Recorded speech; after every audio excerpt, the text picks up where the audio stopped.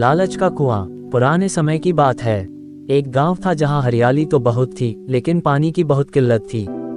गांव के लोग हर दिन पानी की तलाश में कई मील पैदल चलते।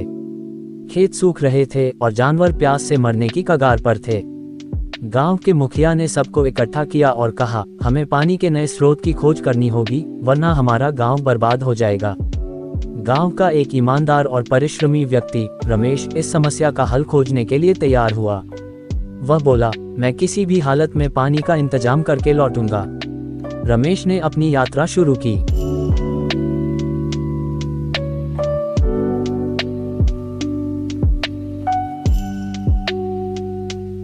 वह पहाड़ियों, जंगलों और नदियों की ओर चल पड़ा। कई दिनों की तलाश के बाद रमेश को एक सुनसान इलाके में एक पुराना कुआं दिखा। कुएं पर बेलें लिपटी थीं और ऐसा लगता था जैसे वह वर्षों से छोड़ा हुआ हो। रमेश ने सोचा, शायद इसमें पानी हो। उसने तुरंत अपनी बाल्टी निकाली और कुएं में डाली। जब उसने बाल्टी ऊपर खींची तो उसके होश उड़ गए। बाल्टी पूरी तरह से सोने की बन चुकी थी। रमेश ने सोचा, यह कोई साधारण कुआं नहीं है। वह घबराया लेकिन खुश भी हुआ। उसने जल्दी जल्दी कुएं से पानी निकाला और देखा कि पानी शुद्ध और साफ था। रमेश ने पानी से अपनी प्यास बुझाई और सोने की बाल्टी लेकर घर लौट आया। घर पहुंचते ही रमेश ने अपनी पत्नी सीता को सब कुछ बताया। सीता ने सोने की बाल्टी देखी तो उसकी आंखें चमक उठीं। वह बोली, ये तो चमत्कार है।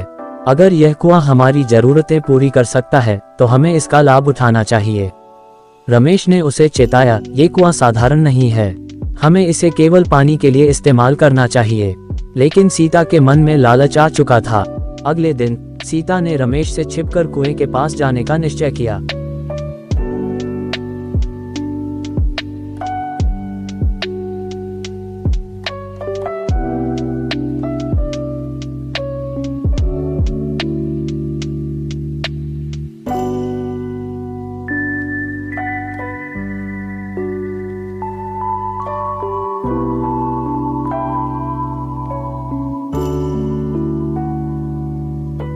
उसने एक छोटा पत्थर उठाया और उसे कुएं में डाला।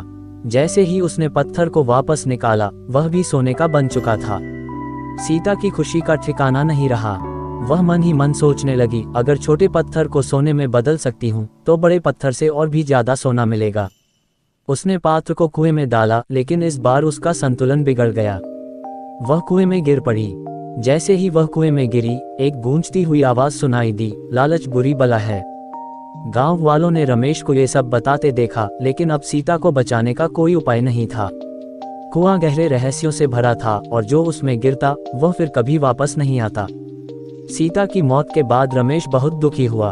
उसने ये घटना गांव वालों को बताई। सबने इस घटना से सीख ली। उन्होंने कुएं को ढक दिया और तय किया कि इसे केवल जरूरत पड़ने पर ही खोला जाएगा। गांव के लोग अब लालच से दूर रहते और संतोष भरा जीवन जीते। शिक्षा, लालच का अंत हमेशा दुखद होता है। हमें जो मिला है उसमें संतुष्ट रहना चाहिए और कभी भी अपने स्वार्थ के लिए दूसरों की भलाई को नहीं भूलना चाहिए।